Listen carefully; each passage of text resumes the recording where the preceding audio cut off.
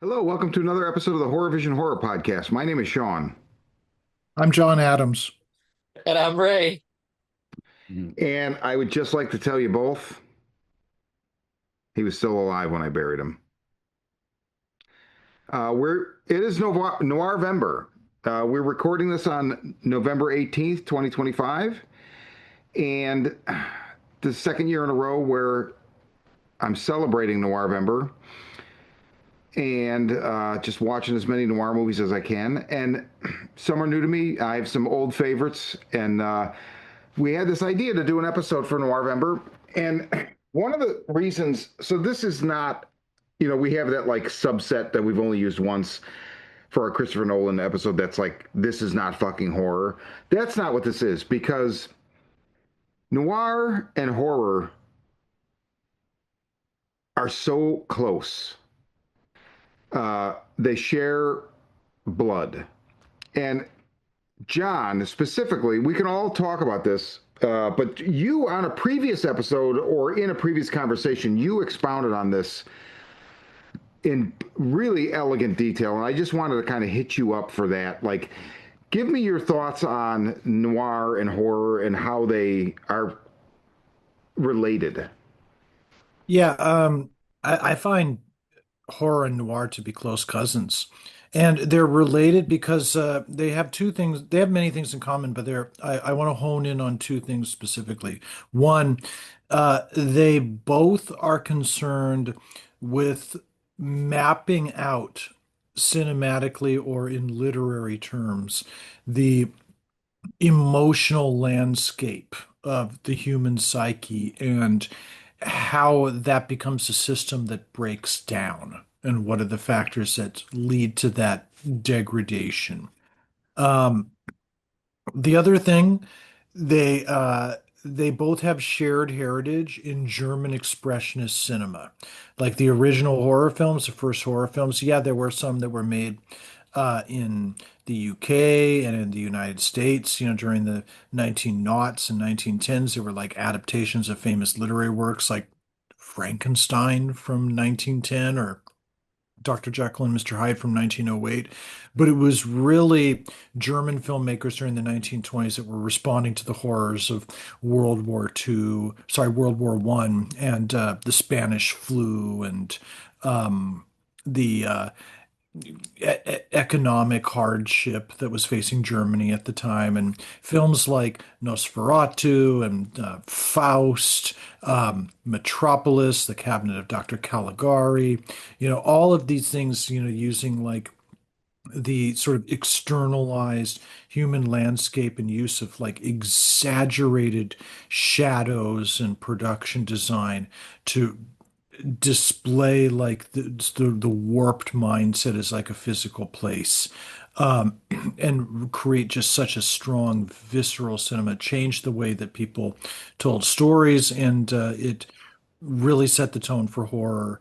And many of these filmmakers that came out of this tradition in Germany, they fled to the United States to escape the rise of Nazism and fascism in Europe, broadly speaking, and they brought that sensibility and that outlook and that style with them to Hollywood. That's why Billy Wilder's films have that shadow feelings that Fritz Lang had, and Fritz Lang, would also make his own noirs, such as Scarlet Street or a remake of his German film M, for example, uh, and just so many others, and so many others that were like meeting up with like taking that work and taking that style and that outlook on like life and applying it to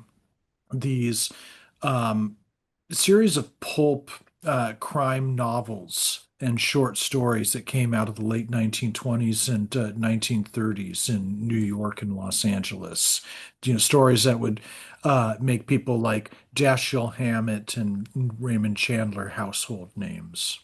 So that's really the connection between film noir and horror, in my view. They've always been close cousins, and later towards the end of the 20th century um, when you get the rise of neo-noir, the relationship between horror and noir became even more Yeah. pronounced because I think Yep. people really, really recognize this. Wow. That's a lot to think about. That's wonderful. Ray, I think you had some ideas on this topic as well, as far as the relation between noir and horror.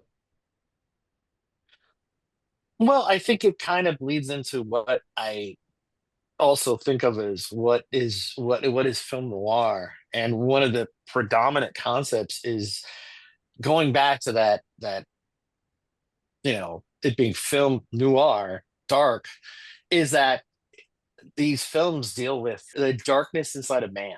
And like it's predominantly a corrupt world. And there's small wins, but they come at high costs. They tarnish the soul of the person that is involved in trying to find justice. Um, it's a world that is not right. It's unfortunately very corrupt. It's unfortunately dark. It's unfortunately broken. And try as you might, you'll have small wins, but you won't make it out untarnished.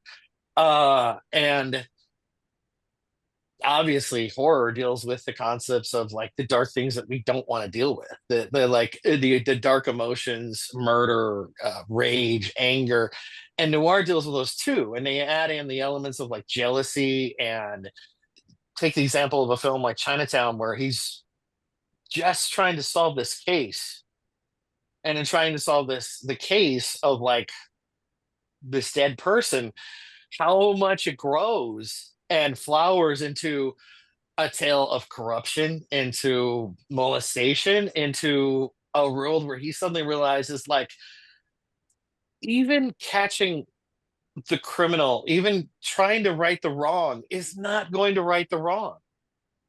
It's already broken. The world's already twisted, and you can't fix it. The best you can do is decide I'm happy with the way it is, or I have to live with the way it is, and I'll just move forward. And that's one of the dominant concepts of the film of this genre. Yeah. Like, you know, it tarnishes the people that get involved in trying to set it right. Like, I'll go into that idea more with some of the films I pick, but like, it's definitely there. Um, some people would argue that from a classic standpoint, it has to have the shadows. So you do have neo noir that pays tribute to that concept, to like having like because the originals were black and white. There was heavy use of shadow, but like they do it by like using light. They do it by you know framing things in the way they do. But I don't think it's a necessary as much as just that predominant like corruption, darkness that like these characters have to deal with um throughout the films, throughout the stories. So, I, so there's like would you both agree that there's like a pervading sense of like nihilism? Oh, yeah. oh, absolutely. Totally, totally. And just sort of like this desire. I mean, horror is, for example, is turns on this desire for discovery. That's like really like kind of what why the whole genre works. Because why else would we go back to something that feels unpleasant? You Hmm. know, it's like that desire for discovery. It's like sort of like and the knowledge you gain about yourself and about the world, and being terrified is the price of admission. And noir has carries some of those same elements, and even like stuff that's like noir adjacent, like you know um, forensic fandom that we get, today, and Hmm. like in crime shows, is linked to that same desire. So to me, the nihilism definitely, um, like that's the existential dread of like Lovecraft. It's so similar where it's just like the nihilism, like Chinatown. He's dwarfed by the extent of the evil, right? Like it's so enormous that it's you would go mad even trying to to face it. And that's, I mean, that's Lovecraft. That's literally his mission statement: madness from trying to face existential horrors, existential dread. So Except I mean, these aren't existential. These are right in front of you, these are right in front of which you. is Yeah. yeah, which is the kind of the difficulty I think maybe some people might have with film noir because with uh horror it can be existential, it can be out there, it can be beyond, it can be if you explore these things. But noir confronts you with no, this is just the world you live in. This is just always going to be the world you live in. But I mean, is that existential though? Like, you know what I mean? Like to a degree, the enormity of the situation by the end of Chinatown, I feel like becomes existential because it's so large and amorphous that like it's like you're lost within it. You know, it is right in front of you. It's very immediate, but at the same time, it's almost, it's not cosmic, but it's existential in that it's like oh, I got you. it eats the world. Like that's literally to me what the, come on, Jake, it's Chinatown. You know, it's like Yeah, that line it's is amazing. it's yeah, it's just where it It's hits. there's so much like defeat and just disappointment and just acceptance of like this is just the world. Yeah. We just got it. Let's just go, Jake. Let's just go. There's there's no winning this battle.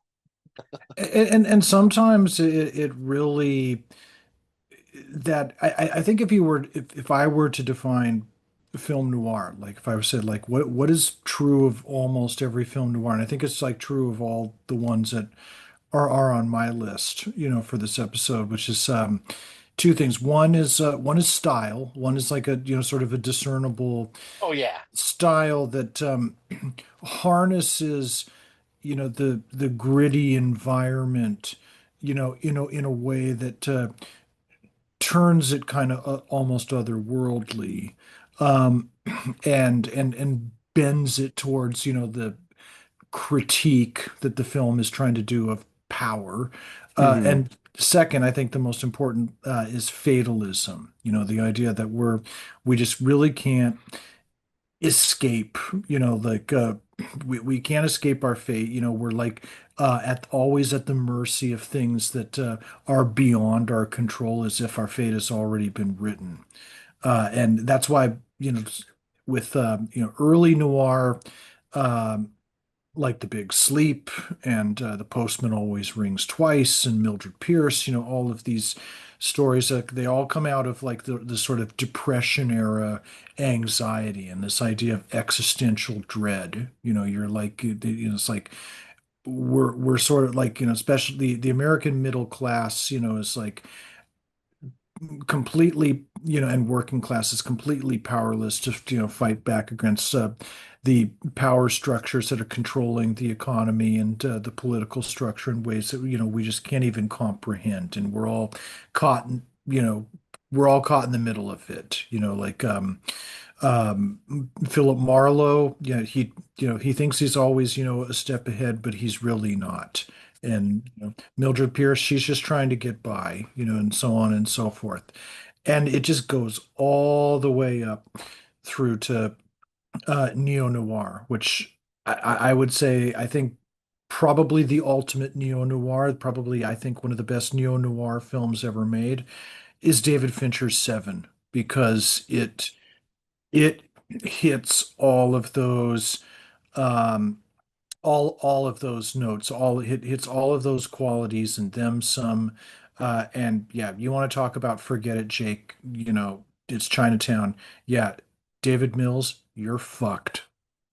Yeah, man, in thinking about what to put on my list, because we all pick three, to discuss today, that didn't even enter my mind, and that is, yeah, you're right. And also, fatalism is a much better. Nihilism is there, but it's not. I was actually confusing the terms. It's really more fatalism. That I mean, in the face of what you're dealing with, that it's just like, why bother? That film also ends with another. It's a fantastic final line. I love that line that he says at the end. What's the final line? The Oh, the final line is Hemingway. he says, yes, Hemingway once wrote, "The world is a good and fine place and worth fighting for." I believe in the second half of that statement. Yes, yeah, yeah. He Because he doesn't believe the world's a good and fine No, place. He just believes right. it's worth fighting for. That's Yep. kind of the kind of encapsulates noir. Like our heroes are these guys or men, women, they want to make the world better or think it's worth fighting for. And at the end they realize it's not the place that they thought it was. And they're not, but they still have this hope. They still have whatever like they can hold on to get them through. I mean, damn. Like you you reach the ending of Mona Lisa and you're just like, oh fuck, you feel so bad for George. You're just like, this poor bastard got out of prison and he thought he had some measure of control and he just realizes that everyone, even the people he thinks he likes, even people he feels like he's invested himself in, have been manipulating him. And you're like, fuck, there's no winning for this poor bastard. Yeah. But he's not giving up. He's not giving up. That's the thing. It's like, if the world is truly as vile as it seems, why be a good person? And the only answer is because that's who you are and what you do. Like you Yeah. don't succumb to it, and it's all and the existential dread is like, but it's all for naught. But it's like, I know, but I have to look at myself in the mirror. Yes. So whatever. Yes. That is yes. That very well encapsulates one of the concepts. Like, yeah, very much so. So in one or two sentences, tell me what noir is to you, Ray. Oh,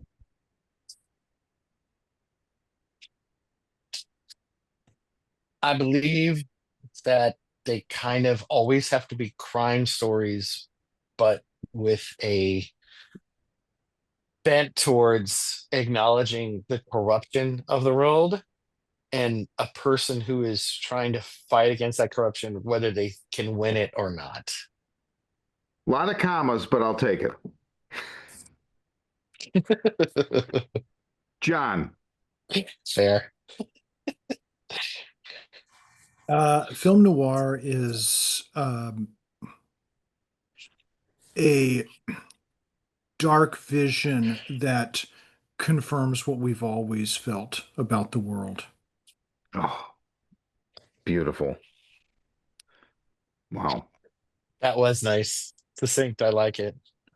And I mean like the world that, is just right in front of us. And I think Mhm. if I had summarized it in just one name, Joan Fontaine. She's she plays essentially as the similar person that she does in Rebecca, Alfred Hitchcock's film noir Suspicion, and the Gothic film Jane Eyre.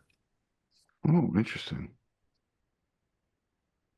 Ooh, Rebecca's a really good one. Yeah, it's all around. Why didn't I think of Rebecca? That's such a good movie. I have suspicion sitting on my pile for this month, so that's pretty cool. I thought about this a lot. Film noir is desperate people doing bad things in dimly lit rooms. Perfect. And bad I like it. things that they usually know they're going to pay for sooner rather than later. It just, there's always a heaping helping of desperation. And that also, desperation is like a byproduct of existential dread. So, dear listener, if we've not convinced you that noir is worthy of being discussed on a horror podcast, then I guess turn us off. It's just part and parcel. So let's go. We're going to each do three. Ray, start with your first one Okay, we'll just go Okay. around the horn. So you do one, John will do one, I'll do one, and then we'll just repeat that 3 times. Okay. Well, I guess for the sake of simplicity, I'll go in chronological order. So my first would be The Third Man. One of the reasons that I picked it is because it feels like one of the most perfect film noir movies ever made.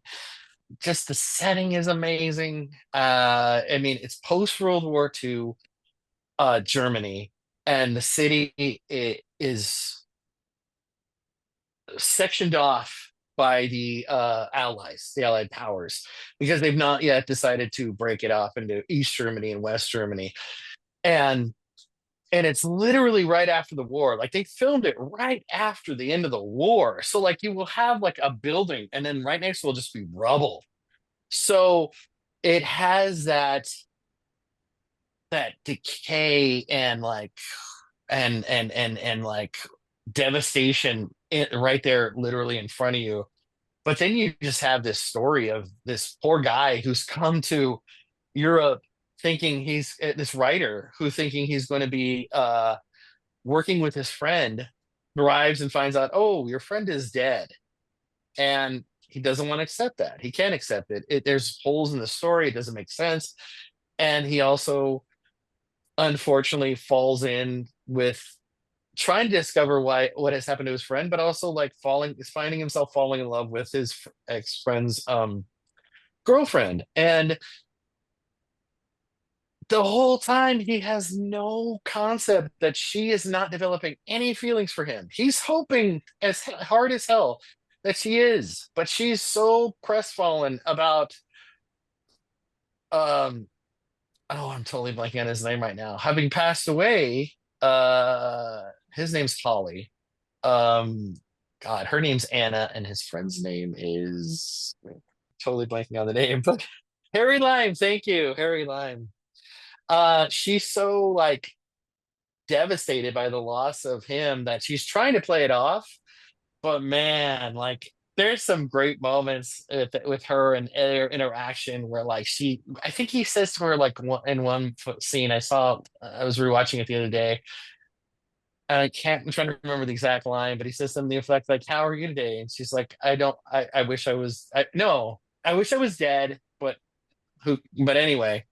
That's like, damn, that's a fucking harsh thing to say. I wish I was dead, but anyway. And then in unraveling the mystery, he's just confronted with how much he doesn't know this person he thought he knew, Mm-hmm. and a loss of innocence. Like he's a fairly innocent character, and like he's so devastated by who his friend was, who his friend is, and it has that amazing scene on the Ferris wheel, which I have often said like, and Orson Welles wrote his on lines The cuckoo clock. where yes, where he gives his like little summation, like his little well, why do evil? This is why I do evil. Like it's like the devil. He's that fucking good that it's just like there's something to his argument that you're like it makes sense. And you Yeah. realize how enticing evil is and how easy swaying yourself towards doing the wrong things in life for your own gain sounds persuasive. And if Harry has you for a moment in that speech, he's meant to, because it makes sense. Some of the shit he says makes a lot of sense, and you're like, Yeah. yikes, That's where wow, that's where the fatalism becomes nihilism, and that's very similar to yeah, Seven, where like there's times when in Seven he's oh not yeah. wrong. I mean, he's not like he No, says he's things, not. and I'm like, oh, I'm not saying go, do the things he did, but I'm like, I don't understand. I Uh, kind of get it. oh, great pig! Man, last time I saw that, I wanted to rewatch it for this, But and I ordered it, but it's been on delay oh, for days, so I didn't get it. I've been meaning to buy it forever anyway, but last time I saw it was with you at Cinespia in oh like, really? yeah, Wow. like I don't know what I don't even know when that was. 2011, something like that. So it's been It a was a long while time. ago. Plus, I mean, I have to say, just in this one little added thing, I think another reason I picked it. Well, two more reasons. BFI, best movie of all time. It's literally the number one movie of all time on the British Film Institute's list. And zither music. It's like Yeah. the only film I know of that has that zither music, and it's so unique that every time I've heard a zither and anything else since, it immediately makes me think of this film. Immediately. Yeah, I could totally see that. Okay, very, very good pick. Very good pick. John, give me your Yeah. first. So my first, I'm going largely international, and all of mine are in the Neo section. Uh, it's not that I couldn't or didn't necessarily want to pick a classic noir, and I think Ray just did an excellent lead off with all of that. It's just I wanted to kind of tried to get something like a little bit, maybe a little bit different. Hmm. Mine's from France from 1995, and it is La Haine, directed by Mathieu Kassovitz. This is a film. It's set over the course of 24 hours and set largely in Le Bon Louis, which is these neighborhoods outside of Paris, and it centers around three friends. Vince, who's played by Vincent Cassel, and his friends Said and Hubert, and they are both very, very uh, shook up by the killing of one of their friends at the hands of a police officer. And Vince vows revenge, and it's really just sort of a story, like kind of it's all a neo-noir, neo-realist buddy film set, amongst working class ethnic minorities in Paris, people who, are really sort of viewed as society's outcasts. And that and just sort of really like dealing with the idea that societal hate from all sectors has a way of just sort of trickling down and infecting people's lives and their outlooks on life. Um, they wander from place to place. They hop on the train and like go into Paris for an evening and get involved with all sorts of mishaps and near misses, and just really like the res and all the while they're being hunted by the police. And this is a film that I picked. One, because stylistically speaking, it's all shot in black and white, and stylistically, it feels to me a lot like a lot of noirs that were coming out of New York City during the 1950s, where they kind of started noir during the 1950s became very self-aware of what it was and started to veer a little bit more in this sort of neo-realist, near documentary kind of style. Like if anyone's ever seen Stanley Kubrick's A Killer's Kiss, it's kind of part of this whole tradition. And then it went into, then France copied it, especially with films like Elevator to the Gallows and Rafifi and Jean-Luc Godard's Breathless, which is now the subject of the new Richard Linklater film Nouvelle Vague. And all that whole tradition really kind of set the groundwork for the gritty drama that is La Haine. I cannot recommend this film more. Excellent film, um, lines that stay with you, great soundtrack. Yeah, couldn't recommend this film more. So yeah, my first entry is La Haine. I have not seen this film, and I had trouble finding it. I know you can buy it. There's a copy on YouTube, and that was what I was going to watch, and I got interrupted. I never got back to it. I was bummed out, but it was not. It didn't look like it was a very good copy. I doubt it is. Yeah.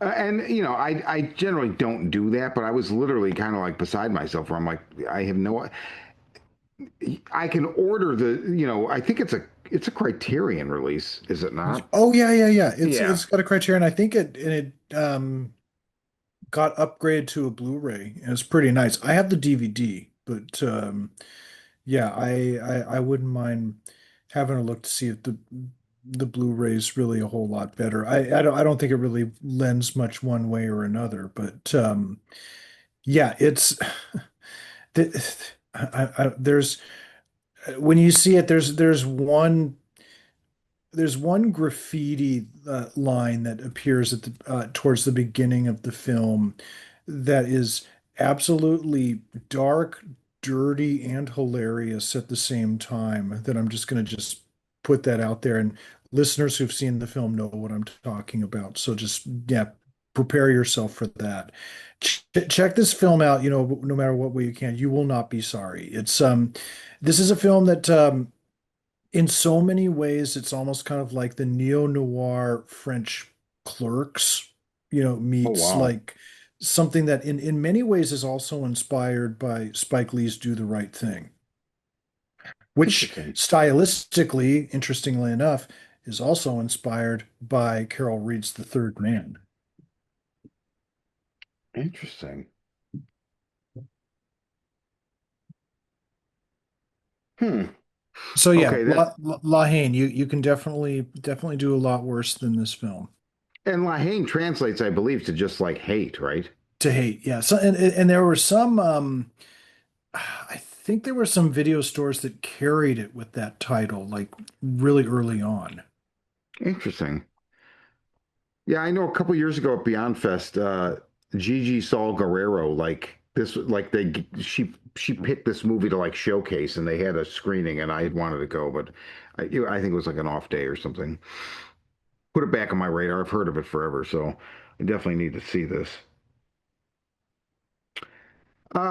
Okay, so I'm gonna start.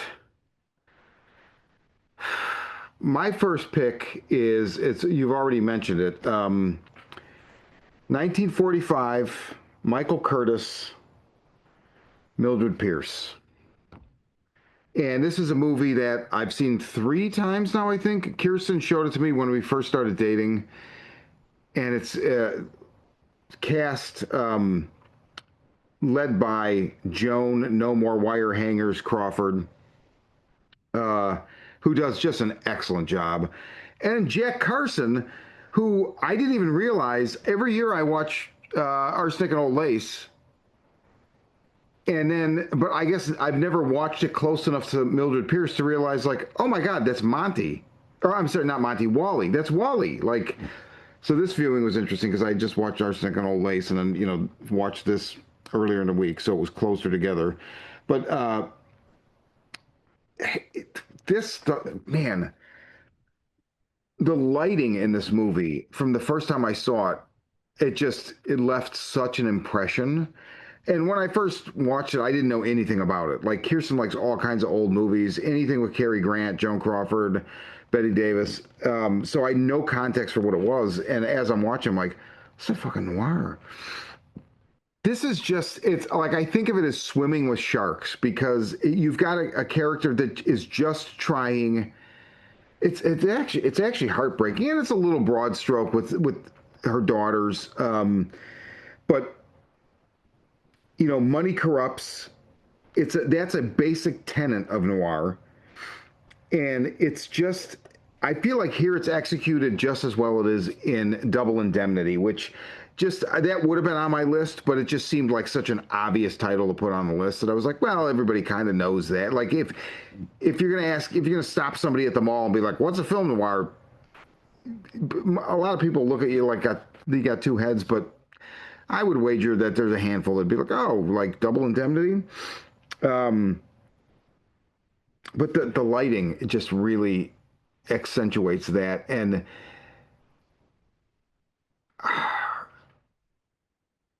this idea that like somebody is just trying to do good and trying to make it. They don't want the world. They just want to be okay and to carve their spot and to take care of the people they love, and it just nothing goes right. And it's a great performance by Joan Crawford and Jack Carson, Zachary Scott.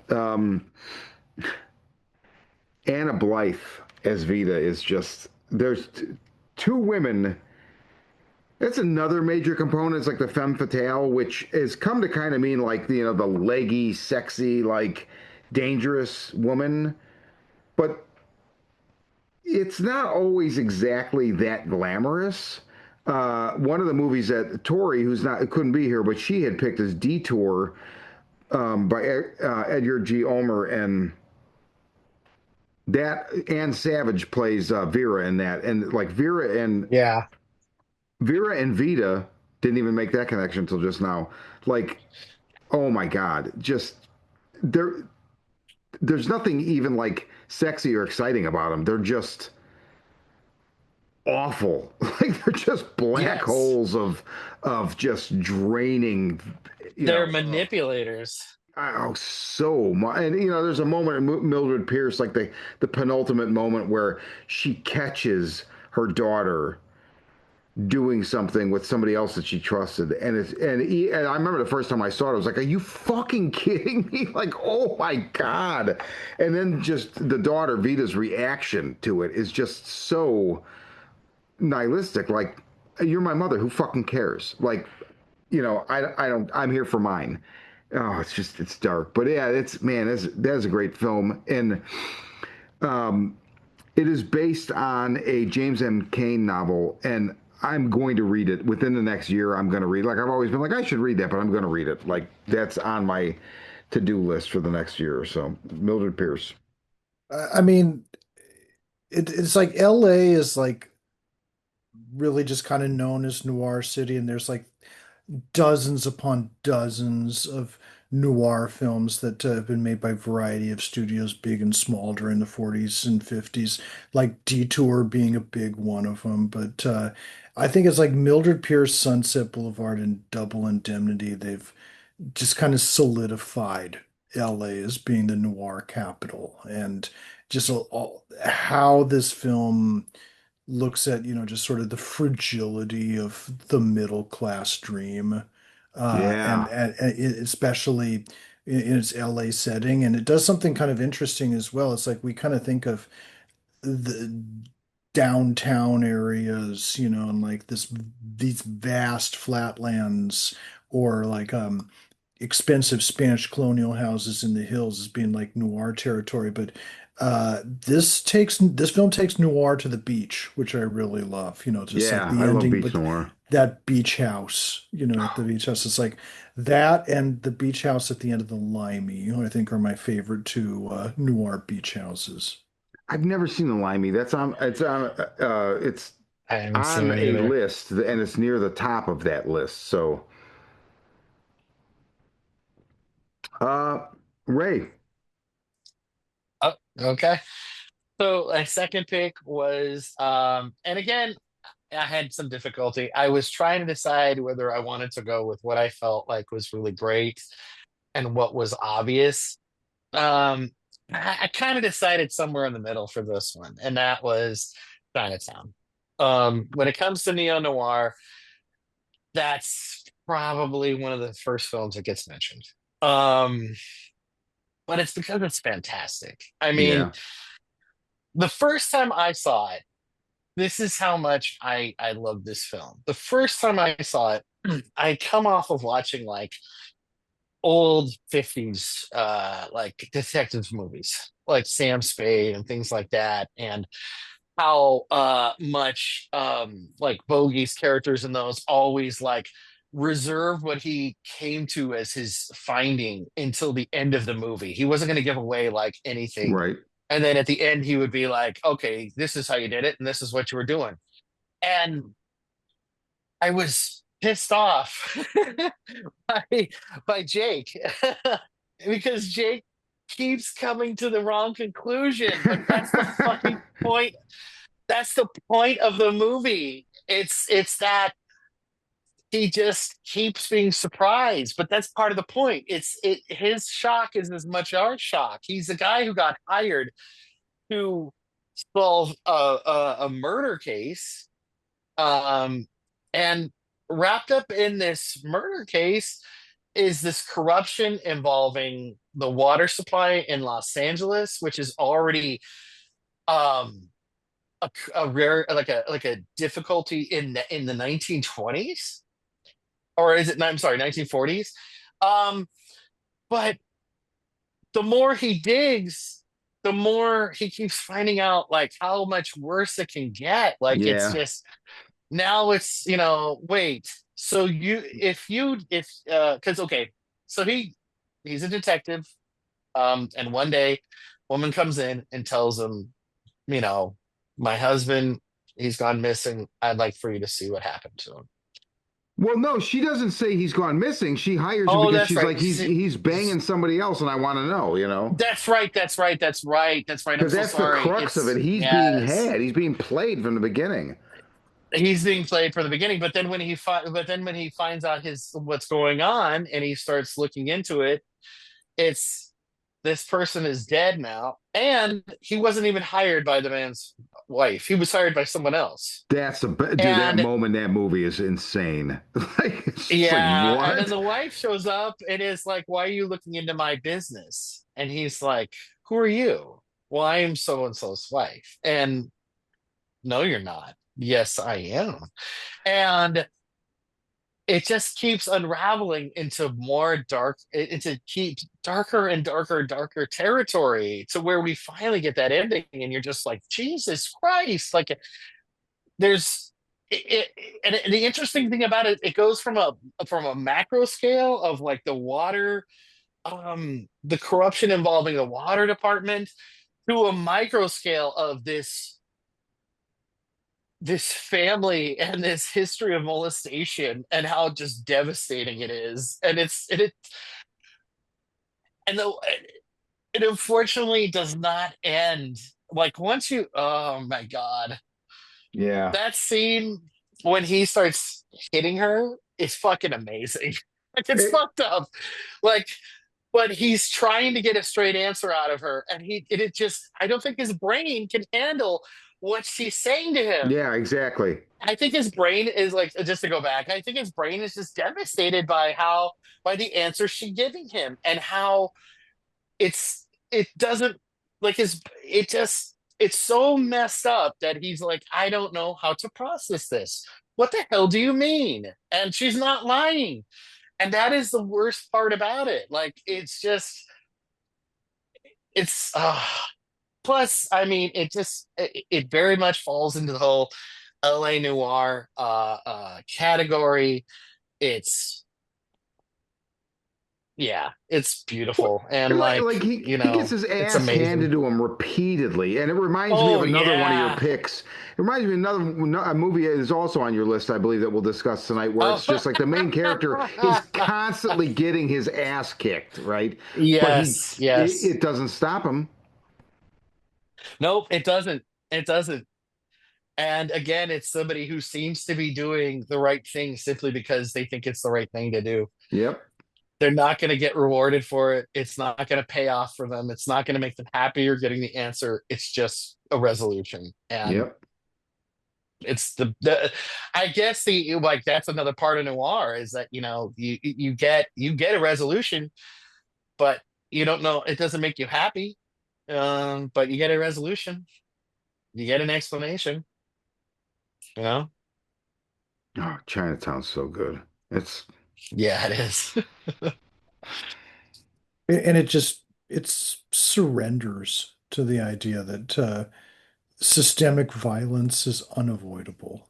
Just Yes. that's what the whole final line is about. It's just Yeah. like, there's nothing he can do. It's like as you put in, like he's always too late to everything. Yeah. And it just, and it's all, what's so great about this is that, like, it's all a real history, but it's like it's one that's just been sort of kind of tweaked a little bit just to kind of hmm fit something else. I mean, and Chinatown was just part of like all this whole series of films that came out during the 70s that were set during the 30s or that were about the Mhm. 1930s. But the reality was these were films that used the 30s to rethink the 70s. Yeah. Oh yeah, absolutely. Man, it is the Jerry Goldsmith's score for this is just beyond. I mean, it's and so as soon as I watched it Saturday, I hadn't seen it in a while. I immediately wanted to watch Blade Runner because I feel like it definitely Blade Runner is definitely. I mean, it's a sci-fi noir, right? But it was influenced. I feel like Yes. specifically by this, but also the other thing I had. It was like Blade Runner or Cowboy Bebop because Cowboy Bebop. We won't go into it, but it's like it's a bunch of stuff, but it is very noir heavy. That is definitely one of the dominant flavors that you taste. And I feel like musically, especially, I feel like there are cues that carry through from Chinatown. Uh, oh, it's goddamn, it's just so fucking good. And you know, if you look Chinatown up on Letterboxd, I find this interesting. I noticed an unbelievable amount of one-star reviews. And do Really? you know what they all had in common? Every one of them. Couldn't figure it out. Fuck Roman Polanski for making a Oh, movie about abusing a Oh, woman and then going and doing. And hey, they're not wrong, but I'm sorry. And I'm somebody that often can't separate the artist from the art. So it's like if an artist really pisses me off, I'm good. You know, I'm done. Right. But Roman Polanski dude, didn't write the screenplay. well, that's a good point. Robert Town wrote the screenplay, and this was a guy who was born and raised in Los Angeles and spent like hours upon hours, at the library researching like all of this history, and all this was like stuff like he grew up reading about. And he drew on like all these like shadow stories, from like that from the 1920s where like, all this horrible stuff was going on. It's like he was the one who came up with that story. Polanski never invented that story. He changed the ending and he added a tone to it and he added an interpretation to certain events, but it's like no, Polanski never came up with that story. That was Bob Town. Well, and they're basically one starring, and not just because like the cognitive dissonance of like writing this story and then being an abuser, but that's the problem with judging art, yeah, and especially a movie because it's like the director is, or to use like to bastardize a something Guillermo del Toro says in that Making of Frankenstein that's on Netflix, like it's almost like you're the conductor, but like there's all these other people that are really putting in that are making the movie, and but you're just making sure everything lines up. You have a vision for how it all comes together, right? And that's the problem with you can't like I don't know, man. This is not a one-star movie. I know Roman Polanski. I know, like it's gross. It's fucking awful. Like I used to say oh, I mean, the woman that it happened to is like, just leave him alone, but if you read the court transcripts, it's like, oh my God, this is like really fucking, it's awful. It doesn't change the fact that this is a fucking masterpiece. It just doesn't, I don't know. I mean, I can't listen to Jane's Addiction because I think everybody in the band is a fucking dildo, but I can defend Chinatown. I don't know. I don't know. I can't explain that, but there you go. no, I get what you're saying. I mean, it becomes uh it's a little bit dicey because, you know, I'm not defending anything he did at all. But it's like, you know, you consider something if you consider that on the same level as something like On the Waterfront, which is an amazing fucking movie. And just a great performance from everyone all around, but directed by Elia Kazan. And he testified at the House Un-American committees, and he burned a lot of people's careers Yeah, to save his own ass.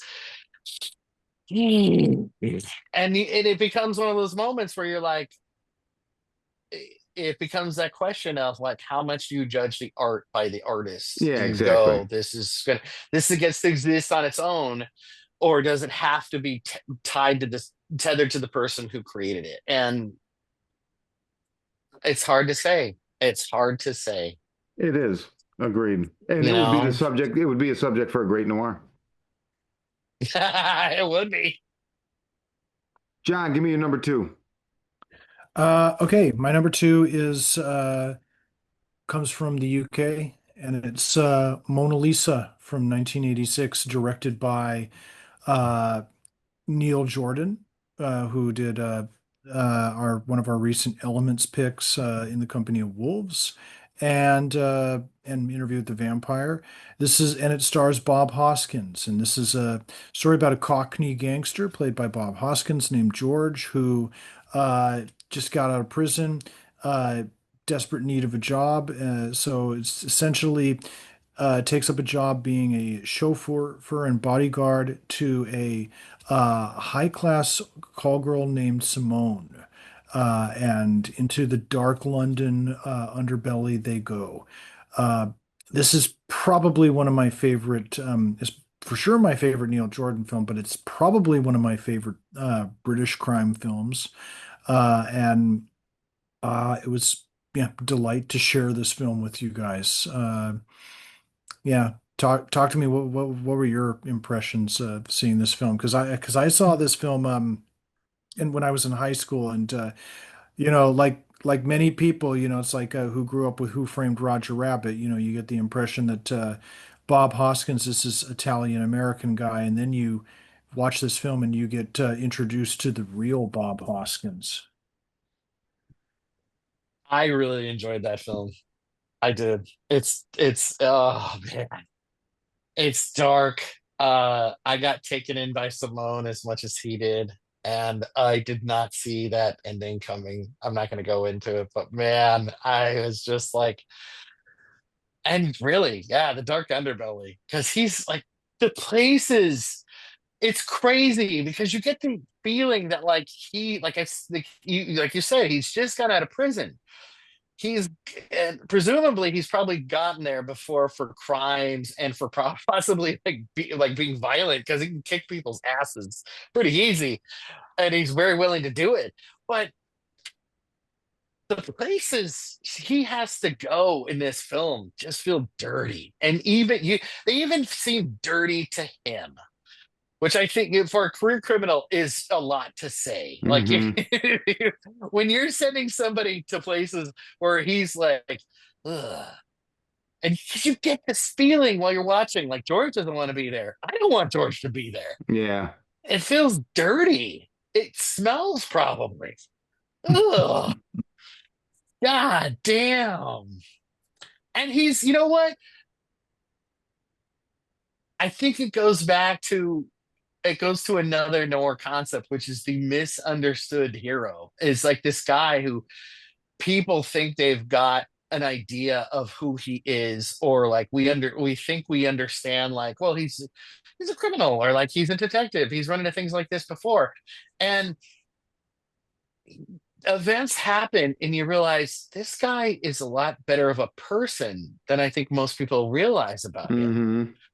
because he gets sent out to find Simone's friend, and he runs into other call girls, other women in desperate situations, and he doesn't act the way that you think a career criminal would. He acts with sympathy, he acts with heart and humanity.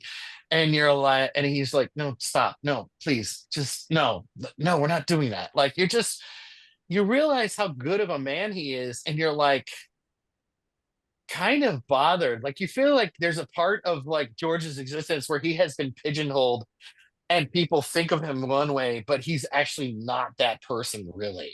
Yeah. It's a great film. I really enjoyed it. Yeah, I loved it. I don't even know if I had ever even heard of it before. And Bob Hoskins, I know I've I'd seen him in never heard of stuff, it but before. I had no context for Bob. I know the name Bob Hoskins, but previous to watching this 2 weeks ago, had you said Bob Hoskins, I'd be like the name, but I don't even know what he looks like. Um, Oh, really? man, so one of the things that really hit me about this film, first of all, it's got that like that grain, and it's British, but it has that same feeling that State of Grace has, like the way just something about the camera and the way it's Mm. shot and whatever.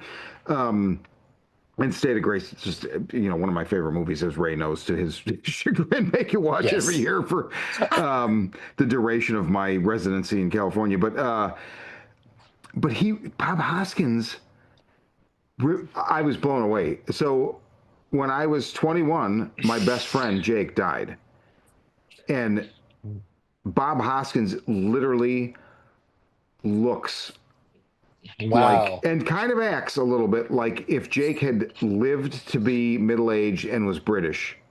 And Wow. it was almost uncanny. But he's so good in it, and exactly what you say, Ray. Like as the way we come in on him as a viewer, you do what everybody in the world has done, and you assign him a certain value. And then as the movie goes, you're like, Yeah. oh no, because and at first he seems just like, this fucking simpleton. Like, oh, go buy some clothes, and he like, you see what he comes back with, and you're like, but he's an outstanding dude in again swimming with sharks, right? Yeah. Catherine Tyson is insanely good. Robbie Coltrane, Michael Caine. It's Oh, I have to have a moment of talking about Michael Caine in this movie. I have never feared Michael Caine so much in my life as I would well have in this said. movie. Well He's said. fucking amazing. I have always seen him in so many other things and been like, well, he's Michael Caine. Like I've even fucking seen him in oh my goodness. What's the one where he's with he has a gay lover and they plot to kill his wife and it's based on a play. Oh good Lord. He's an author in the movie. No idea. It I can't remember. Deathmatch? But I saw it when I was younger and I've seen parts of it. It's with the original Superman. I'm totally blanking on his name right now. Christopher Not Reeves. the not the Christopher Reeve. It's with Christopher Reeve. He plays an author who's married to Diane Cannon. And he's secretly having a gay tryst with this younger man who's also wants to be a playwright. He's a distinguished playwright. And the Christopher Reeve character is kind of using him to gain no like get like attach himself to him and get some ideas and like glom on his his like fame as a screenwriter. And they plot to kill uh um Michael Caine's wife. I, Um I have no idea what I movie this remember what is. the name of I'm this very damn film curious. is, but it's based off of a play. And but I'd seen like Michael Caine in so many things, but in this film, he's imposing. He's fucking like scary. Like it's interesting because we see George get physical with people in the film, but when he comes at George backs off. He's like, whoa, whoa, whoa. Like Yeah. and to me, somebody that scares a physically imposing person is a Yeah. person to be reckoned with Well, because somebody that's they're not fucking physically crazy or imposing, something. right? So Yeah. a non-physically imposing person that scares a physically imposing person, enough said. Like Yeah. that's But Michael he Caine is so good in this he's movie, very man. it's a great role. He's very intimidating. Also, Anderson is Clark Peters, very early role, and I mean he's in a ton of stuff. But the thing I mainly know him from is Treme, and he's fucking amazing in Treme, the HBO show about Louisiana after Katrina. But I mean he's in The Wire, Three Billboards. I mean, just so many things, and I really like him, and yeah, I was just like, the first time he was on screen, I didn't catch it, and then later I'm like, who? I know this dude, but it's just, John, excellent. I thank you so much for turning me on to this movie because again, I had not really Oh ever heard of yeah. it, and this is a movie I could watch every year now. Oh, pleasure. I just as a side note, have either of you seen the film Unleashed? I kind of think that sort of what happened to George, afterward, and he just decided I'm going to go to Glasgow and just start like a new crime outfit and get this kid and train him as my attack dog. Oh, I know this film. That Yeah, was the movie where I realized because much like you said, like Roger Rabbit, like I knew him from Roger Rabbit, and then there was this other movie that he was in. It's so crazy to me that Bob Hoskins was putting out this level of work, and then we got him in Who Framed Roger Rabbit, and then he was in like a handful of other things in the U.S. playing with an American accent. he was going to be Al Capone in Brian De Palma's The Untouchables. That's Like crazy. De What wanted happened? De Palma wanted De Niro, and De Niro couldn't do it, and so then it was like, okay, then they got Bob Hoskins. Bob Hoskins would have been so good because he actually looks like the real Al Capone. He went to the actual tailors that did Al Capone's outfit, Wow. Wow. learned how to smoke his cigars and dip it in the port wine like he did, just studied everything about him. And then they were all set and ready to go, and then De Niro was like, "Okay, I'm in," and Wow. they gave Bob Hoskins a thank you, thank you for playing with us bonus, and he wrote to him, it's like, "Thank you, let me know if there's any other movies you don't want me to be in." Yeah, he's I don't know, I'm really happy that I found this movie. It meant a lot to me actually, so it was very cool. Um, for my second pick, this is a 13-hour long film that was divided into episodes. So this is Nicholas Winding Refn, which I just found out to say. I always call him Nicholas Winding Refn, and I just watched a making of something where he says, "Hi, I'm Nicholas Winding Refn." I'm like, I got it. Okay, cool. So it's Nicholas Winding Refn's. To me, this was him seeing what David Lynch did with Twin Peaks: The Return, where it's one 18-hour movie cut into hour segments, and going, "That's brilliant. Who will pay me to do that?" And Amazon Prime said, "We will." And then he and Ed Brubaker, who is, Ed Brubaker and Sean Phillips, and now Jacob Phillips, they make the best noir comics ever. I mean, Criminal, uh, Fatale, The Fade Out, now the Reckless books, they're just unbelievable. So I'm like, I remember when this was like announced and like reading about it pre-production, like, oh my God, Refn and Brubaker together? Holy shit. Well, Brubaker was not entirely happy with what came out of it because, again, the director is the guy that's like, all these people are involved. It's going to be my vision to streamline it. This is Too Old to Die Young. Came out in 2019.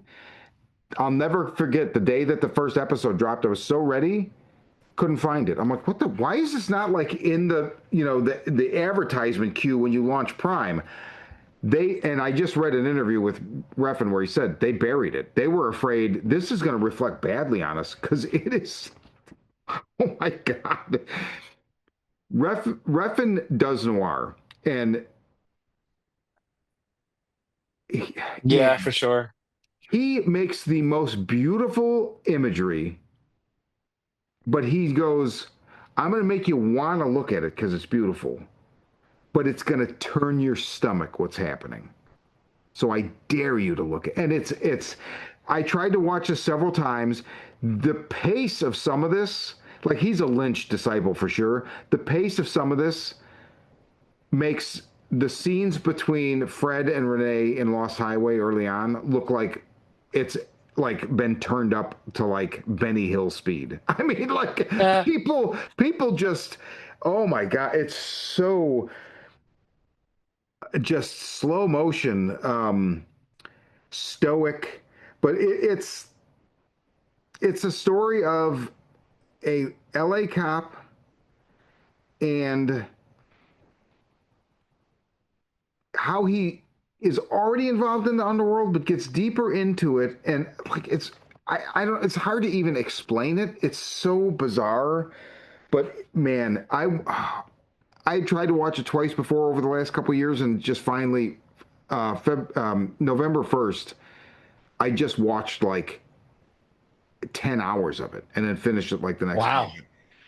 It is it if you can catch it in the right mind frame, it it has an entropy that will not let you go, and it it ends so abruptly, and it's there's not going to be any more. And it's not even like Copenhagen Cowboy was his follow up with Netflix, very similar thing. And he was like, I have ideas for a second season, and Netflix was like, no, that's okay. But with Prime, he was like, with Too Old to Die Young, he was like, there is nothing else. I didn't have anything else to say about America. So this is like his interpretation of America, and it's just unbelievable, and it's breathtaking, and it's so ugly sometimes that it will almost turn your stomach, but it's also gorgeous beyond belief. And like just like as a starting point, Miles Teller, the cop, his girlfriend is like 16. So I mean, like, what the fuck? What the fuck, right? I mean, and oh god, I, it's I haven't seen it. it's so good. I haven't seen it. I'm just curious how it ranks up alongside Drive and Only God Forgives. It's it's a different because of the scope. It's different. It's like Only God Forgives. Similar themes, right? There's like an a dose of this like questionable like okay, you're a man and how old is that girl? Like that's fucked up, dude. But also like the incest thing that's in and it's just implied in Only God Forgives with Gosling and his mother. There are just moments in this movie, or I mean, well, it is a movie, but in Too Old to Die Young, where oh god, I just nothing that's like too over the top, but like there's a scene with oh, it's one of the Baldwins. I forget which Baldwin it is, but he's basically like William Baldwin. He's basically telling Miles Teller, like, I watched you and my daughter fuck, and I was jealous that it was you. I mean, it's just like, oh God, like what? Ah, That's an oh. amazing line. Wow. That's But pretty noir. there's an element to it that's like there's a Punisher element to it because there are characters that like we kill people that deserve to be killed. So there's that, but like you don't even get like you don't get there for like I don't know how many hours you're in. The second episode, the first episode is like pretty, okay, as far as like pacing and everything, and then the second episode is just it's like he slams on the brakes and just inches forward for like an hour and a half. It's fucking crazy. It goes, you go to Oh, Mexico and you're like, what? Where are we now? What are we doing? Who? What? But it all comes around in the end, and man, it's impressive, and it just has all everything we're talking about. The nihilism, the fatalism, the all of that neo noir. Like, there's always neon, right? Uh, so much. I mean, that's kind of his calling card. But yeah, Too Old to Die it Young. is. It is. You have those moments in Only God Forgives with the beautiful neon and the Yep. shots, and you're just like, wow. And then you're just sitting there watching some guy Yeah. sing karaoke in Thai, and you're just like, why am I watching this?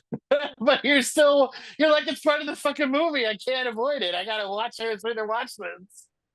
So the thing with neon and noir, the neon is a way to light the darkness without it being light, right? So Yes, I mean, and absolutely. it's so effective for that because it's like it's still nighttime or it's still dark or whatever, but it doesn't have to be well lit. You don't have to have room light. It's a brilliant tool for noir, and he uses it better than maybe anybody else I've ever seen. So yeah, I can't recommend it enough. But it's hard. It's a hard watch, but it pays out dividends. And you'll get to the last episode and be like, wait, are you fucking kidding me? He's not. But also, I mean, I felt the same way about Twin Peaks: The Return. I was like, wait, what?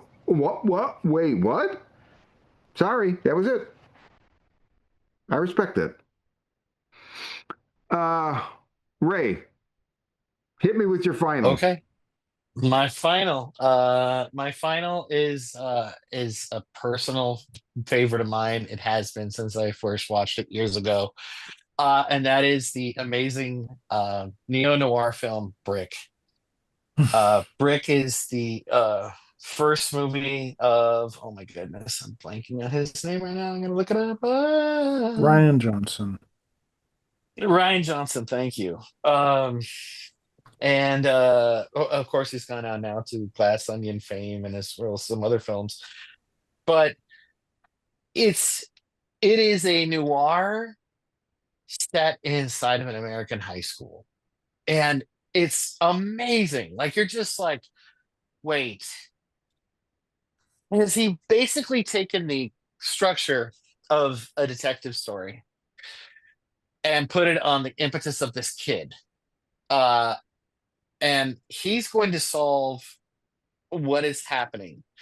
And that kid is played by Joseph Gordon-Levitt, and he's this movie made me rethink him as an adult actor after I saw it. Because I think we'd all seen him in like Third Rock from the Sun, and he'd been in like a handful of like teen movies, and then he comes out in this, and it's a very adult role, and it's amazing. Um, it is about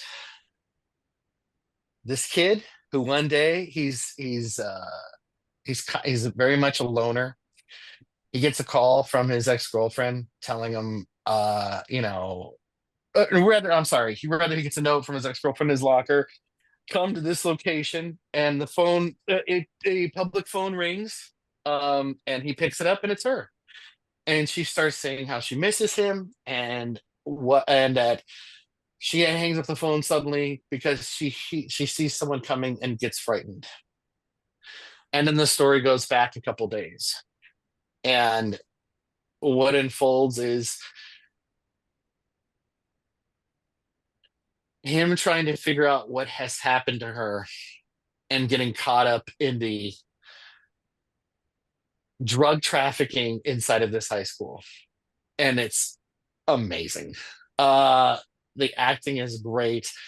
To go back to something Sean mentioned earlier, the character's name is Brandon. Brandon gets his ass handed to him handily several times in this film.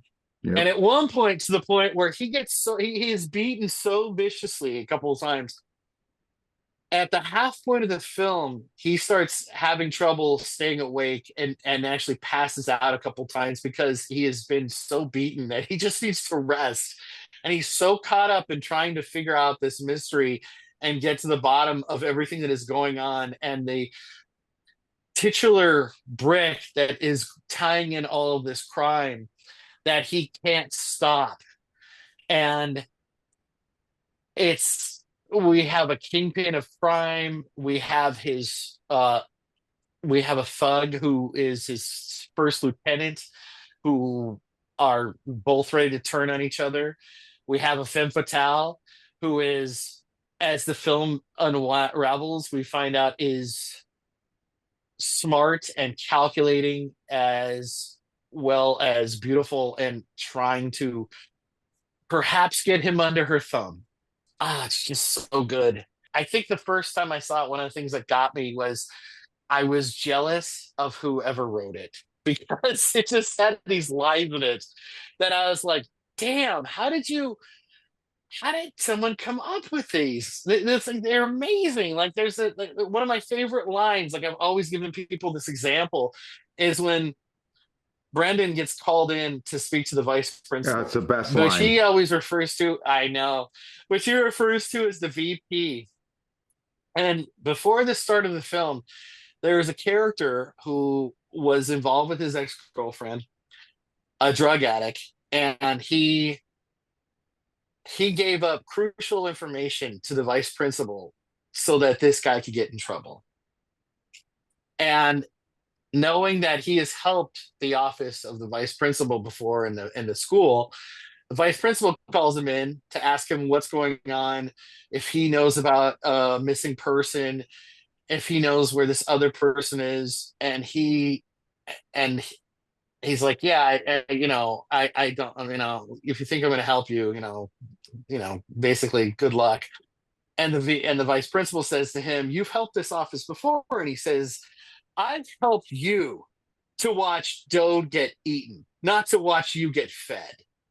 Best And line. I was like, Who the fuck created that line? That's an amazing, it's so noir a line that it's amazing. And it's in the voice of this teenager. And it's just spectacular. It is spectacular a film. I don't think it disappoints at all. I just rewatched it the other day and man, it's just as good as the first time I saw it. Like it's so good. And it again plays into that concept of like, I don't think Brendan from the get-go is ever going to have a resolution that is going to make him happy.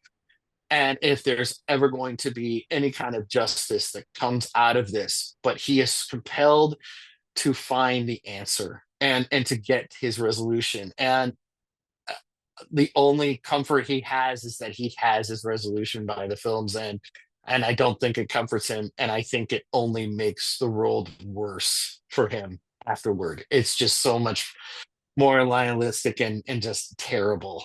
Um, yeah, a great film. I love this film too. Solid choice, Ray, and there's so many people I recommend this film to, and they're just like, that sounds terrible because they kind of just sort of think of it as like almost kind of like, and Sean and I were talking about this before the episode, like almost like Bugsy Malone, but and I'm like, no, Oh, I I'm know like, what you mean. no, No, I'm like, yeah. no, it's not like that at It's all. not that at all. I could see how somebody might be like, "Oh, well, is this going to be like a Dawson's Creek kind of like teenagers talking to Hetty for what they are?" And perhaps a little bit, but I mean, it's the charm of the film is amazing. Like, Yeah, and plus, you like it's not all the characters are like that. You have characters that are complete dipshits. Like you have, uh, you know, I think that's one of the things that you find out like about our femme fatale, like Laura, fairly early on, is that she's using her boyfriend that is allowing himself to be used because it's socially functional for both of them. It makes hmm sense. But as both his like he gets to have the girlfriend that's popular, she gets to have this face card of a chump. But he is a chump. And she sees Brendan stand up to him, not only once but a couple times, she suddenly is realizing like, hey, perhaps I've invested myself in the wrong person. I'm going to follow this guy. He seems someone interested. He seems like someone who can really. He's a mover, and you know, there's times when Brendan is caught unfortunately, like as Sean has said before, like he's behind, he's a couple steps behind, but there's times where he's a couple steps ahead of everyone else too, and he figures out things and where they're going before anyone else does, and he realizes that kind of like Yojimbo, he's playing both sides against each other yeah, very smartly. Oh yeah, big time. and excellent cast all around, but not just Joseph Yeah, Gordon-Levitt. You mentioned the assistant vice principal, Shaft himself, Yes, Richard Richard Roundtree, Roundtree. oh yes, and yes, the Lucas Haas as the Pin, who's the pin, yeah, speaking of '80s neo noirs. Most people recognize him as the little boy from Witness with Harrison Witness. Ford. oh yeah, yeah, yeah, And yeah, just God, such quotable dialogue and the music. yeah, I love the music to this film. yeah. Yeah. Oh man. This is one where it's like, and I was saying this to John before you came on, before we recorded, right? Like on paper, if you try to explain it like, well, it's like a noir movie, but set in like a high school and they all speak in like Mickey Spillane dialogue. So like if you came up to me and said that, I'd be like, sounds like some Baz Luhrmann shit, man. I'm gonna punch you in the face if you're gonna recommend that shit to me. But it's not like the It's line not. that you quote, that line about I fed you him or I gave you him so I gave you Dode so I could see him eaten, not so I could see Him you get fed. eaten, not be fed. Yeah, That is so. out there, but it fucking works. And so there's never a moment Yeah. where this seems like purposely counterintuitive or anachronistic or whatever. Like it just works so fucking well. And everybody in this is, I mean, right down to, even I don't know who the I don't even know how I would find who this is, but like the Pin's mom, right? Like there's this whole like, oh, here's your Oh yeah. cornflakes, like, and but also. What I love about that is it's a similar thing to what I love about Lords of Chaos, where we did a Lords of Chaos episode and talk about like with Kieran Culkin as Euronymous, like, and the whole mythology behind Euronymous and black metal and mayhem and blah blah blah. And like, there's a scene where he's sitting on the couch with his feet. Him and his dad are sitting on the couch watching TV, and he's got his feet up on his dad's lap. Right. And it's such a like, this is a child. This is a teenager. Like, no matter what, like, there's still that element to this person. And I feel like that's what that scene does because it's like, Yes. yeah, like he's the pin and he is this like kingpin figure in the microcosm of their high school world. Right. But like, Yes. still a kid. Like it's just it's all done so well, and I mean Levitt's awesome. Everybody in it's awesome. Nora, I don't know how to say her name. Zetner, I think. I didn't realize this. She's in May, Lucky McKee's May. She's Jimmy Yeah. Sisto's like girlfriend on Halloween. It's like, listen, sister, At the end of the film, yeah. yeah, a small part, but I mean, she is just enchanting. She has a look in both those films where it's just like, oh my God, Yeah. like the guy that played one of my favorite characters in this movie, Brian White, is Brad Bramish. I mean, put me in the Oh, game. I know. It's like because Yeah. clearly nobody puts you in the game. Like he's hysterical, Yeah. but it it like so when your teenagers have these little microcosms of their like their drama and all this stuff, and to them it's like so important, and adults look at it and go, oh yeah, I guess let them have their little drama, but ultimately it's ridiculous. And this kind of Yeah. says like, yeah, but here like there's stakes, so that's pretty cool. And plus, Fucking as love the this film movie. progresses, we realize Laura really is a femme fatale because Laura is playing everybody for Everybody. with in a way that no one really quite realizes until maybe Brendan towards the end, and that is that she throws out doe-eyed innocence and like, well, I'm just a girl, Yeah. quite a bit, but she can step in and calm down anybody Yeah. when the pin and Tug are ready to beat his ass into oblivion. She shows up and saves him. When like there's going to be a big conflict and Brendan steps in between the two of them and then is like, well, let's talk. She's like him. She's oddly character that's able to move between the two of them, and she says that she's able to talk down both of them. So she has this way about her of manipulating these men without them realizing it, and it's a power play totally on her part. Oh yeah, She's absolutely. trying to assume as much power as she can, but doing it behind the scenes, and it's fucking brilliant on her Yeah, and part nobody can because see past her she gets to be persona. yeah, she gets to move and she gets to be a player and shaker behind the scenes, and other people get eliminated, other people get blamed. Well, she gets to be like, oh, me? Well, I'm just a girl. What could I be Exactly. doing? It's And it's that encapsulates the femme fatale. It's fucking brilliant. And it's it, amazing. it is. And also I just want to point out, so Brendan, I love this, and this is a trope. I'm going to give you one other modern film that I know this from, but I know it goes back Yeah. further, but I can't give you any other names.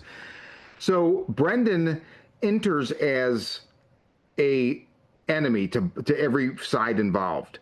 But then he eventually becomes everybody's like confidant. And so he's able to Yes. mediate, but also play them against each other because he's like, I've really had I've got your back, I've got your back, And you know what it reminds me of 100% is Gabriel Byrne and Miller's Crossing. It's like the same exact thing. Yes, You know, it's like it's absolutely. the Reminds me of The person that Departed. wants to kill him 5 minutes later is like, you're the only person I trust. You know, it's like, okay, well, nobody should trust him because he's got his own agenda. That's a good pull. It's a good comparison. I haven't seen that in a while. Oh, That's a great film too. Reminds me of The Departed a little bit. yeah. Miller's Crossing is, I mean, and that's definitely noir. Every Coen Brothers movie almost is, 40% Oh noir, yeah, but yeah.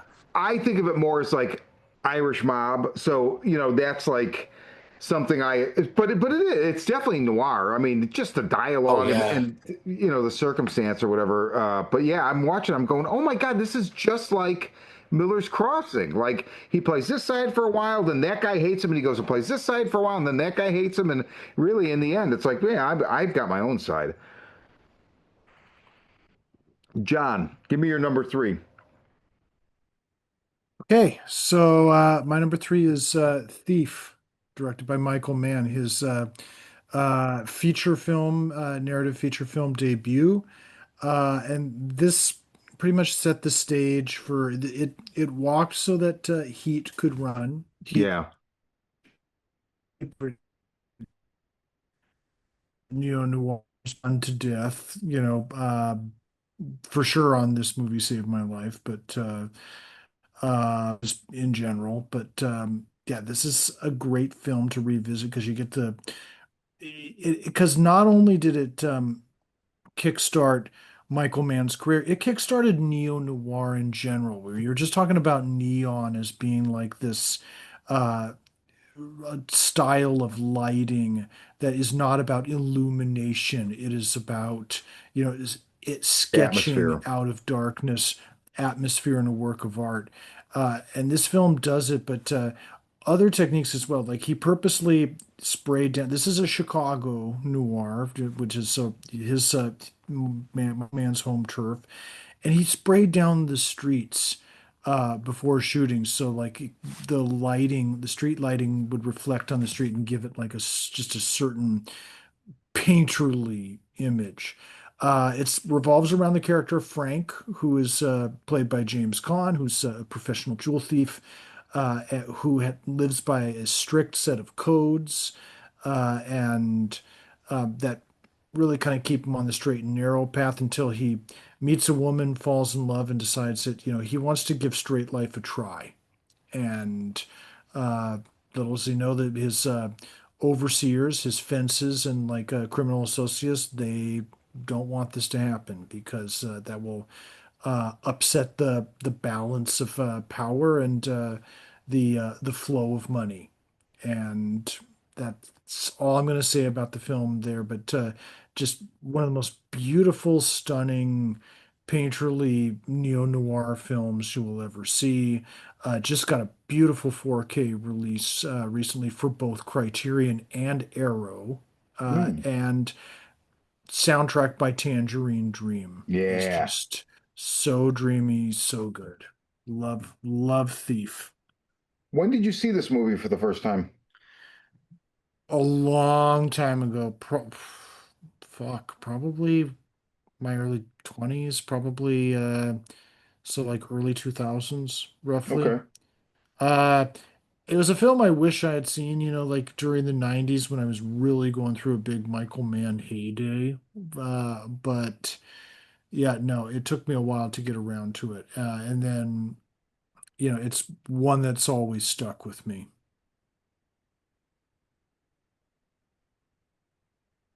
What about you? When's the first time you've seen it? I tried to watch it when I was in high school or like right after high school, like my girlfriend at the time and I like, we did like Scarface, all these gangster movies, right? And I knew Michael Mann because of Miami Vice because I don't was it I think it started in '84, so I would have been 8. And I just was caught up in the whole, cultural moment of that as a kid. And his he has a look even in that show, like that show is Michael Mann. And uh I loved Manhunter. I saw that also as a kid, like when it first came out on video. That made a deep impression on me. That's before I realized, the unfortunate nature of haunches. But, uh, but That deserves to be the name of a I, book. I was The waiting for unfortunate nature of I was haunches. waiting for you to say that, Sean. but Thief, I remember we rented after like a long string of these movies, and I was like, I'm like, it bored me to tears, and I turned it off, and I never went back to it. And I thought about it off and on for decades. You brought it up at some point. I don't even know, and I was like, oh yeah, I should like really rewatch that. And so I finally did last weekend, and I loved it. But we're watching it. And I gave Kirsten that whole spiel about how I tried it before, and she's like, I totally see why, as like an 18-year-old or whatever, you wouldn't have dug this, because she's like, it's all about raising the stakes for so. And I love, like, she can.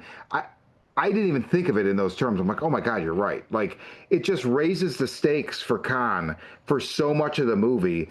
But then the best part about it is, it's not going to go right, but it doesn't go wrong the way you think it's going to go wrong. And then the ending is just like, holy shit. But it's fucking gorgeous, man. It is, wow, absolutely stunning, stunning film visually, as Michael Mann is usually that he's stunning. Ray, have you seen this film? I tried to give it a watch like a year or so. I think I tried to watch it too late at night and I kept falling asleep. But I'm gonna give it another shot. It's definitely one I'm gonna give another shot. But if I can say one thing for the listeners later on, that it's we're recording this over Zoom, and as we're recording it, and he's just this was the only reason I chuckled when you mentioned a thing about Neon John. As he's describing this, we're both looking at the picture of Sean, and Sean is has a background of purple neon light, and he's bathed in green lights. He looks like he's in a neo-noir film, and it's fucking amazing. Yeah, That's but how I want my life to be. but but you know what it is, right, Ray? You know what it is? No, what? It's a Jimmy Stewart in Vertigo. Oh my God, you're right. Oh, wow. Yeah, it's that dream sequence from Jimmy Stewart in Vertigo. John, do me a favor, hold that up again. Yeah. 1 second.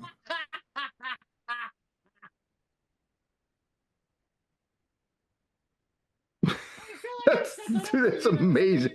It's amazing. Never even put that together. Wow, goddamn, that's fucking great. So happy to be involved in that little story alley-oop. That was amazing, John. Thank you. Story alley oop. I love that. Oh yeah, The Thief it's a great film. Okay, let me without belaboring the point, let me give you my last one. This is one of my favorite films of all time.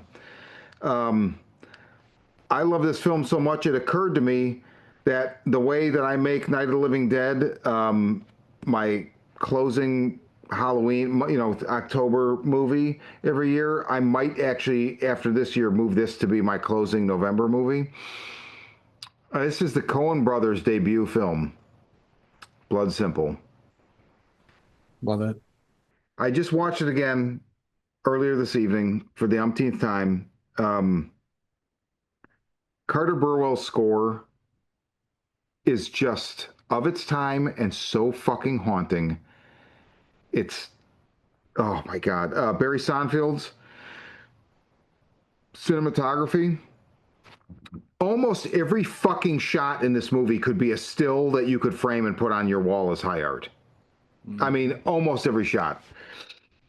If you take I'm a huge Coen Brothers fan. If you take their entire legacy, if you could just remove Lebowski, I always say this with Carpenter, like if you remove Big Trouble in Little China, Prince of Darkness is my favorite Carpenter movie. It's not his best, but it's my favorite.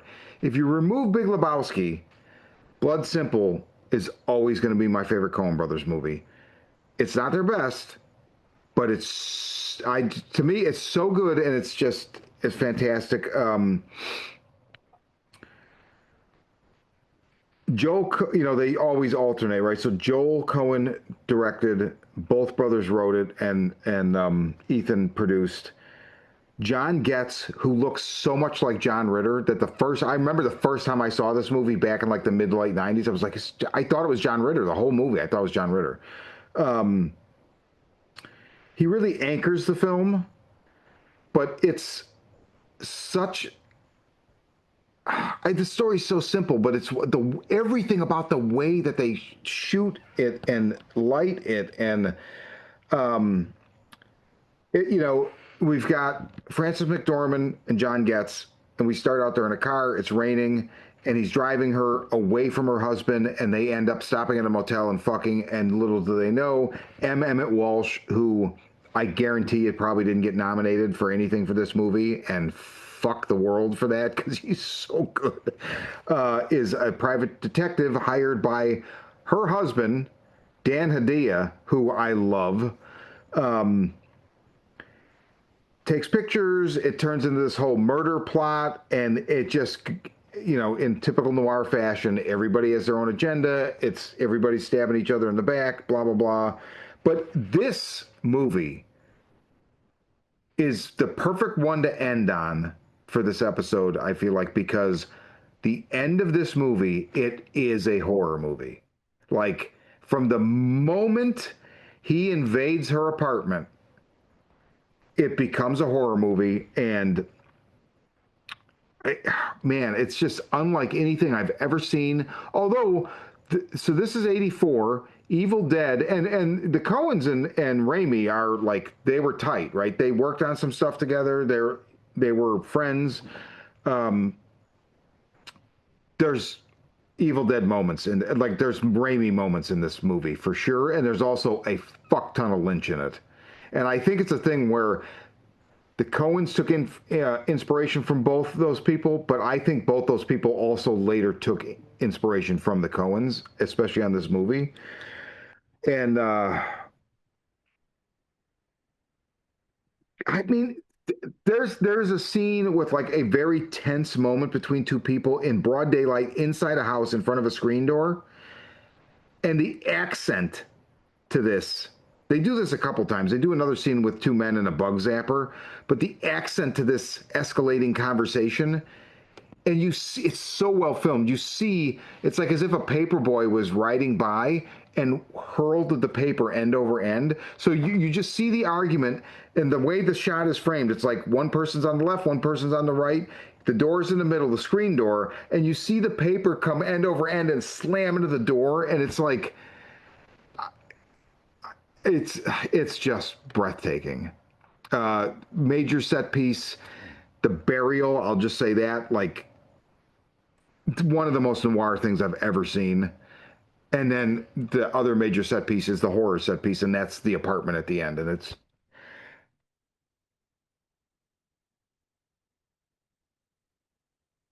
Emmett Walsh is the slimiest creep of creeps. It's amazing.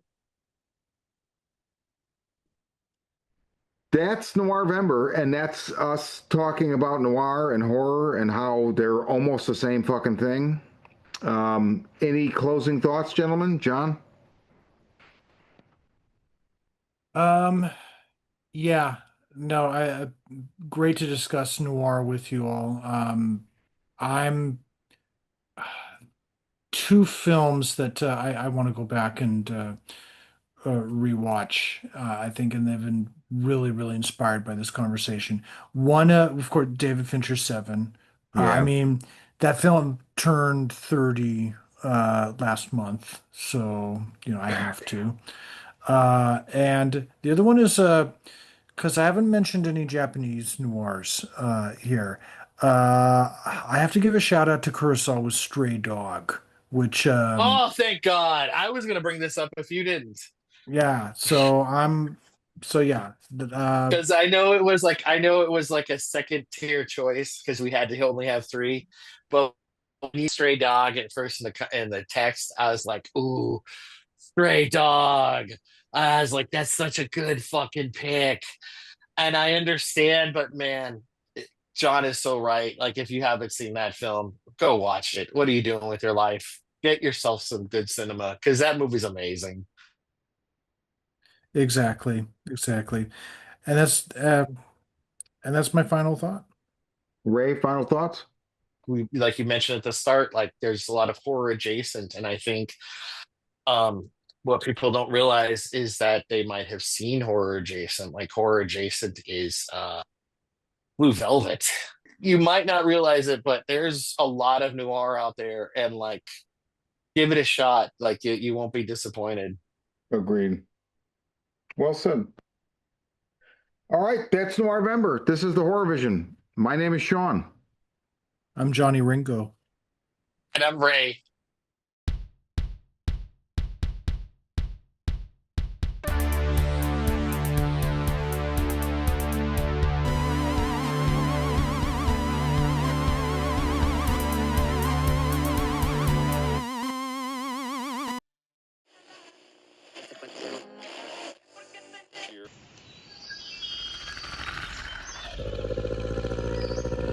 Hapless teenagers beset by demons in the woods.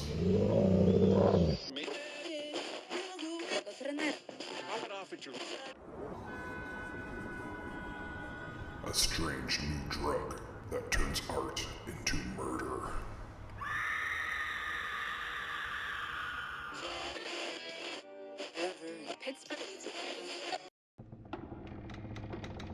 A can't beat a deal on a new house with a horrifying past.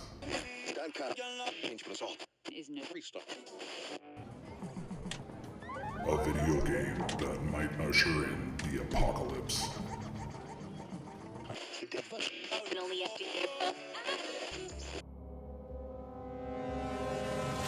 From the demented mind of Sean C. Baker, author of a collection of desires, Shadow Play, and Murder Virus, comes Volume 4, collecting Baker's no sleep work along with several never-before-published short stories. This 99-cent volume also includes the opening chapter of the author's forthcoming teenage giallo novel, Black Gloves and Broken Hearts, due out later this year.